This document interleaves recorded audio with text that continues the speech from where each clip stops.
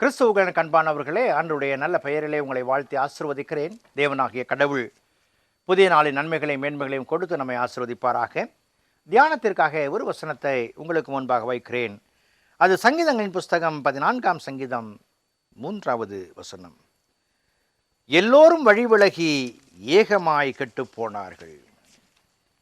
என் ஆண்டவர் இந்த உலகத்தில் வந்த நோக்கமே தன்னுடைய படைப்புகள் வழிவிலகி போனதை அறிந்து அந்த படைப்புகளை தன் பட்சமாய் திருப்ப வேண்டும், அல்லது இறை நீதிக்கு நேராக அவர் நடத்தப்பட வேண்டும் என்பதற்காக. என் ஆண்டவரை அறிகிற அறிவின் மேன்மைக்காக எல்லாவற்றையும் நஷ்டம் என்றும் குப்பை என்று விட்டேன் என்று பவுல் சொல்லுகிறார். இன்றைக்கு ஆண்டவர் என்பதை அறிந்த மக்கள் ஆண்டவரை விட்டு வழி விலகி தடம் மாறி போனார்கள். இதை இங்கே சங்கீதக்காரன் சொல்லும் பொழுது எல்லோரும் வழி விலகி ஏகமாய் கெட்டுப் போனார்கள். gone astray. அன்புக்குரியவர்களே, வழி விலகுதல் என்பது இட் இஸ் வித் இன்டென்ஷன், ஒரு நோக்கத்தோடு கூட. நான் சரியான பாதையிலே போக வேண்டும் என்கிற ஆசை இருந்தாலும் கூட என் செவிக்குள்ளாக அந்தகாரத்தின் வார்த்தைகள் வரும் பொழுது, பிசாசானவனின் வார்த்தை வரும் பொழுது என்னுடைய தடம் மாறுகிறது. இது நல்லது அல்ல என்று சொல்லும் பொழுது அதை ஏற்றுக்கொண்டு சரியான பாதையிலே செல்லுவதற்கான நிலை இல்லாதபடிக்கு எல்லா மக்களும் கெட்டுப் போனார்கள். நன்மை செய்கிறவன் உண்டோ என்று பார்க்க தேவன் தேடும் பொழுது அங்கே நன்மை செய்கிறவன் இல்லை என்று சொல்லி பார்க்கிறோம். இங்கு வேதத்திலே நாம் வாசிக்கும் பொழுது எல்லோரும் வழிவிலகி, ஒரு மனிதனாலே உண்டான பாவம் தொடர்ந்து எல்லா மக்கள் மத்தியிலும் வருகிற ஒன்றாய் காணப்படுகிறது. அன்புக்குரியவர்களே,